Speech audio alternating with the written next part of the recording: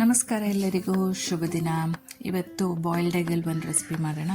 ಇದು ರೈಸ್ ಜೊತೆ ಅಥವಾ ನಾರ್ಮಲ್ ಬಾಯ್ಲ್ಡ್ ಎಗ್ ತಿಂತಾ ಇದ್ದೀರಾ ಅಂದರೆ ಬಾಯ್ಲ್ಡ್ ಎಗ್ ಬೋರಿಂಗ್ ಅಂತ ಅನಿಸುತ್ತಲ್ವಾ, ಅದ್ರ ಬದಲಿಗೆ ಈ ಚಟ್ನಿ ಮಾಡ್ಕೊಂಡು ತಿಂದರೆ ಸಖತ್ತಾಗಿರುತ್ತೆ. ಒಂದ್ಸತಿ ನೀವು ಟ್ರೈ ಮಾಡಿ ನೋಡಿ. ಇದಕ್ಕೆ ಮಿನಿಮಮ್ ಇಂಗ್ರೀಡಿಯೆಂಟ್ಸ್ ಬೇಕು. ಏನೇನು ಬೇಕು ಅಂತ ಹೇಳಿಬಿಡ್ತೀನಿ.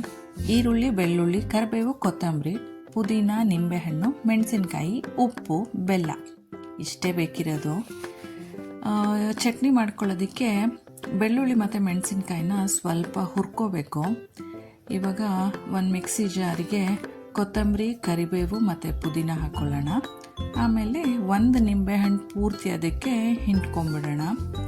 ಆಮೇಲೆ ಅದಕ್ಕೆ ರುಚಿಗೆ ತಕ್ಕಷ್ಟು ಉಪ್ಪು, ಹುರಿದಿಟ್ಟಿರೋ ಅಂತಹ ಬೆಳ್ಳುಳ್ಳಿ ಮತ್ತು ಮೆಣಸಿನ್ಕಾಯಿ ಹಾಕ್ಕೊಳ್ಳೋಣ. ಆಮೇಲೆ ಒಂದು ಸ್ವಲ್ಪ ನೀರು ಹಾಕ್ಕೊಂಡು ನೀಟಾಗಿ ಗ್ರೈಂಡ್ ಮಾಡ್ಕೊಳ್ಳೋಣ. ಗ್ರೈಂಡ್ ಮಾಡ್ಕೊಂಡಿದ್ದಾದಮೇಲೆ ಅದಕ್ಕೆ ಒಂದು ಸ್ವಲ್ಪ ಬೆಲ್ಲದ ಪುಡಿ ಹಾಕ್ತೀನಿ.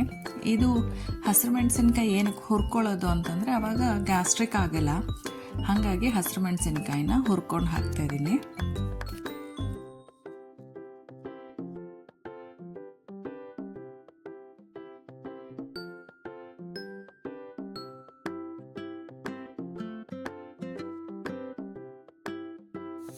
ಚಟ್ನಿನೂ ರೆಡಿ ಆಯಿತು. ಚಟ್ನಿ ರೆಡಿ ಆದಮೇಲೆ ಇನ್ನೇನು ಪ್ಲೇಟಿಂಗ್ ಮಾಡೋದು ಒಂದೇ ಬಾಕಿ ಅಲ್ವಾ. ಬೇಯಿಸ್ಕೊಂಡಿರೋಂಥ ಮೊಟ್ಟೆನೆಲ್ಲ ಹಾಫ್ಗೆ ಕಟ್ ಮಾಡ್ಕೋಬೇಕು. ಹಾಫಿಗೆ ಕಟ್ ಮಾಡ್ಕೊಂಡ್ಮೇಲೆ ಅದ್ರ ಮೇಲೆ ಸ್ವಲ್ಪ ಚಟ್ನಿ, ಸ್ವಲ್ಪ ಆನಿಯನ್ಸ್, ಚಾಪ್ಡ್ ಆನಿಯನ್ಸ್ ಹಾಕ್ಕೊಂಡ್ರೆ ನಮ್ಮ ಎಗ್ ರೆಸಿಪಿ ಕಂಪ್ಲೀಟ್ ಆಗುತ್ತೆ. ನೀವು ಟ್ರೈ ಮಾಡಿ ನೋಡಿ ಹೆಂಗೆ ಬಂತು ಅಂತ ನಂಗೆ ಕಮೆಂಟಲ್ಲಿ ತಿಳಿಸಿ, ಆಯಿತಾ? Thank you so much for watching ಕುಕೋರೀಸ್.